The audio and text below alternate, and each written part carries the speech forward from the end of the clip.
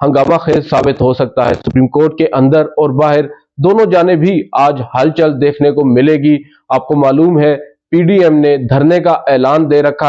کر رکھا ہے وہ اعلان، اور ابھی تک پی ڈی ایم یہ طے نہیں کر پائی کہ انہوں نے دھرنا ایکچول میں دینا کہاں پر ہے۔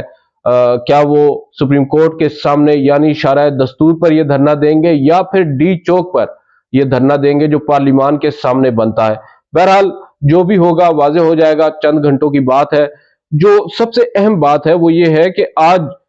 سپریم کورٹ میں ایک ہیئرنگ ہونے جا رہی ہے، اور وہ اس کی بڑی زیادہ سگنیفیکنس ہے، امپورٹنس ہے۔ یہ ہیئرنگ ہے جو عدالت نے ایک فیصلہ دیا تھا 14 مئی کو انتخابات کرانے کا، اس فیصلے کو چیلنج کیا تھا، اس فیصلے کے خلاف نظر ثانی کی درخواست دائر کی تھی الیکشن کمیشن نے۔ حکومت نے نہیں دائر کی، جو ایکچول میں جن کو کرنی چاہیے، جو اس فیصلے کو درست تسلیم نہیں کر رہے، انہوں نے نظر ثانی کی درخواست دائر نہیں کی۔ بہرحال الیکشن کمیشن نے کر دی،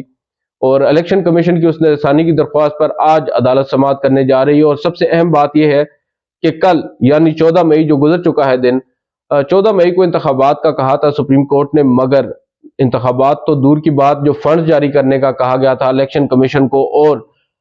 جو سیکیورٹی فراہم کرنے کے حوالے سے کہا گیا تھا، نہ وزارت دفاع نے، نہ وزارت خزانہ نے، نہ اسٹیٹ بینک نے، نہ حکومت نے، کسی نے بھی کمپلائی نہیں کیا ود جوڈیشل آرڈرز۔ بہرحال یہ ایک فیصلہ ہے جس کی آپ کہہ سکتے ہیں کہ سریعاً خلاف ورزی کی گئی ہے حکومت پاکستان کی جانب سے، مگر اب ایک اور فیصلہ آیا ہے سامنے،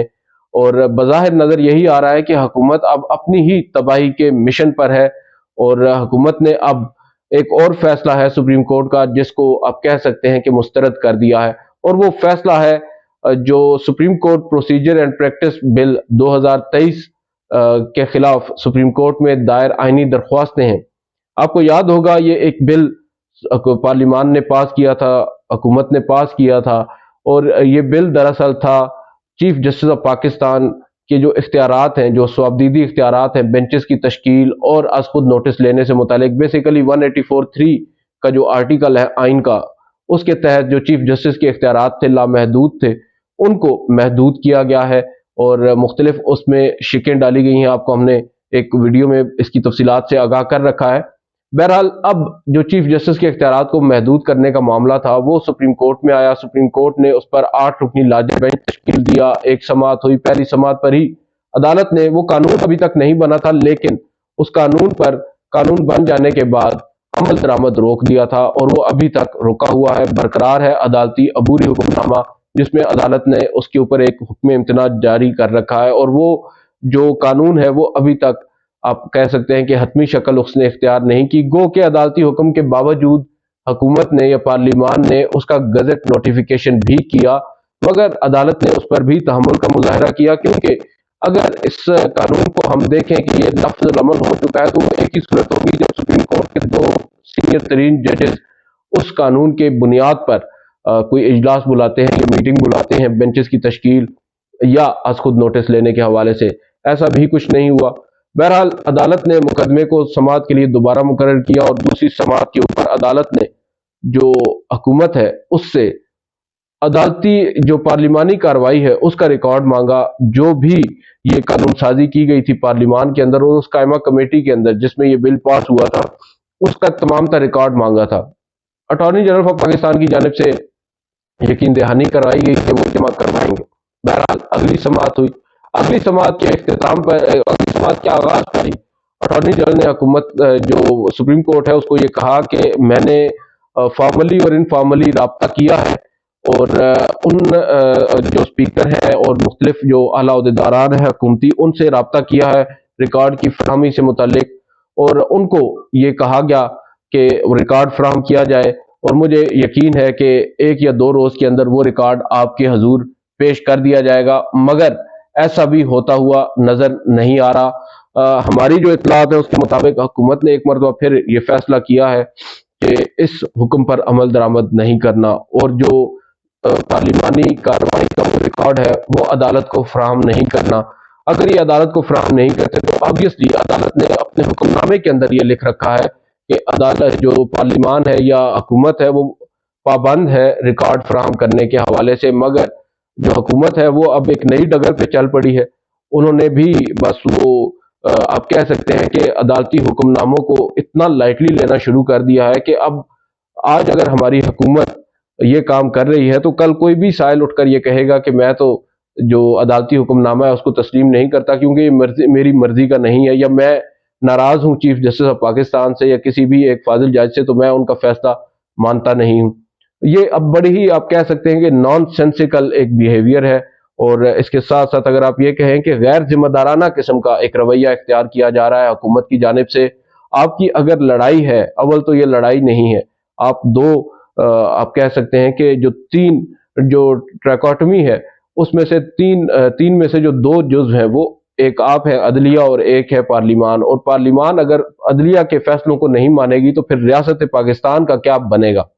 बहरहाल अब हुकूमत ने यह फैसला किया है कि पार्लिमान को भेजा जाए जी। पार्लिमान ने आगे से ये कहा है कि हम एक कमेटी तश्कील दे रहे हैं, वो कमेटी ये फैसला करेगी कि हमें जो पार्लिमानी कार्रवाई का रिकॉर्ड है वो सुप्रीम कोर्ट को फराहम करना है या नहीं करना। तो आप अंदाजा लगा लें कि किस तरह लाइटली लिया जा रहा है और इसके जो रिपरकशंस हैं वो काफ़ी सवेयर हो सकते हैं। और शायद हुकूमत ये चाहती है कि जो सवेयर रिपरकशंस हैं, जो चीफ जस्टिस हैं, वो उनके खिलाफ कोई सख्त किस्म की तादीबी कार्रवाई करें जिसका फ़ायदा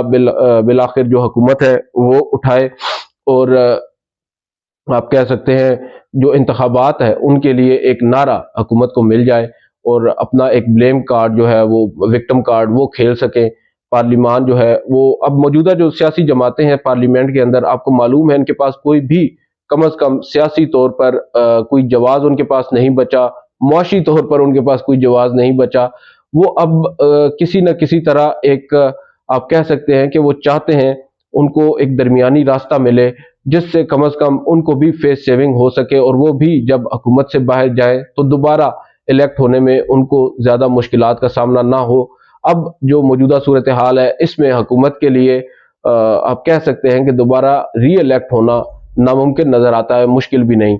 तो इस तमाम तर सिचुएशन के अंदर अब पार्लिमान ने एक और मरतबा सुप्रीम कोर्ट के फैसले को नज़रअंदाज करने का फैसला किया है। और आज का दिन काफ़ी ज़्यादा अहमियत का हामिल है। एक जानिब जो तौहीन अदालत है उसकी तलवार लटक रही है हुकूमत पर, शहबाज शरीफ पर जो कि वज़ीर आज़म पाकिस्तान है, और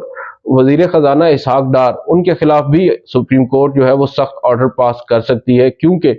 उनकी वजारत को डायरेक्टली सुप्रीम कोर्ट ने यह हुक्म दिया था कि इलेक्शन कमीशन को फंड्स जारी करें, मगर ऐसा नहीं हुआ। एक मरतबा नहीं, दो मरतबा नहीं, तीन मरतबा अदालती हुक्मनामे को, अदालती फैसले को नज़रअंदाज किया गया है, उसकी हुक्म अदूली की गई है। अब आज की जो समात होने जा रही है, अव्वल तो उससे अंदाज़ा होगा कि सुप्रीम कोर्ट अब आइंदा क्या करने जा रही है। और दूसरी जानिब जो supreme court practice and procedure bill है उसकी समात अब होनी है गालिबन, if I am not wrong, वो 2 जून को होगी। और उस 2 जून को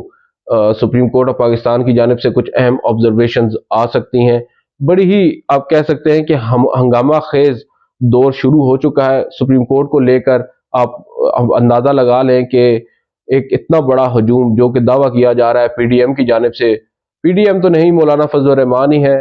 जो पीडीएम की सारी जमातों में बंदे इकट्ठे करने का जिम्मा है, वो मौलाना फजल रहमान का है क्योंकि वही हैं जिनके जेर साया कुछ मदरसे हैं, कुछ तलबा को वहाँ से वो उठा कर ले आते हैं एक जलसा कामयाब करने के लिए। अदरवाइज तो अब आवाम इस हुकूमती इत्तेहाद के कहने पर अपने घरों से नहीं निकलती। मगर बावजूद इसके ये एक रियलिटी है कि मौलाना फजल रहमान के कहने पर बहुत से लोग आएंगे और एक बड़ा हजूम वहाँ पर इकट्ठा होगा और पुरअमन भी बज़ाहिर नज़र यही आ रहा है कि होगा। मगर क्या उससे उनको वो हासिल होगा जो वो हासिल करना चाहते हैं? इस्तीफ़ा मांगा जा रहा है चीफ जस्टिस ऑफ पाकिस्तान का। क्या आपको लगता है कि चीफ जस्टिस ऑफ पाकिस्तान अब इस सूरत हाल में, इन हालात में इस्तीफ़ा देंगे, जिन्होंने तब इस्तीफ़ा नहीं दिया जब उनके ऊपर बड़े ही ज़बरदस्त किस्म के प्रेशर, आप कह सकते हैं प्रेशर भी था, और उसके साथ साथ उनके ऊपर मुख्तलिफ तरफ से वो दबाव डाला जा रहा था, मुख्तलिफ इदारों की जानिब से भी पैगामात दिए जा रहे थे, मगर ऐसा कुछ नहीं हुआ। तो आइंदा भी ऐसा कुछ नहीं होगा, मगर जो कुछ भी होगा वो अब शायद हुकूमत के हक में अच्छा नहीं होगा। और हम तो ये दुआ करते हैं कि जो भी हो पाकिस्तान के हक में कम अज़ कम बेहतर हो। जो अब हालिया चंद दिनों में हुआ है وہ کم از کم دوبارہ سے ریپیٹ نہیں ہونا چاہیے، اور ان تمام بڑوں کو جو سٹیک ہولڈرز خود کو سمجھتے ہیں ان کو چاہیے کہ کم از کم تھوڑی سی بردباری کا مظاہرہ کریں، تحمل کا مظاہرہ کریں، ایک دوسرے کو سنیں، اور ایک دوسرے کو سن کر اس کے بعد کسی ایک نقطے پر اکٹھے ہوں، اور آپ کہہ سکتے ہیں کہ اتفاق کرتے ہوئے اس معاملے کو حل کریں جو انتخابات کا معاملہ ہے، اور اس کے بعد پھر جو اقتدار کی منتقلی ہے اس کا معاملہ ہے۔ آج کی اس ویڈیو میں اتنا ہی، آپ سے اگلی ویڈیو میں ملاقات ہوگی، اجازت دیجیے، اللہ حافظ۔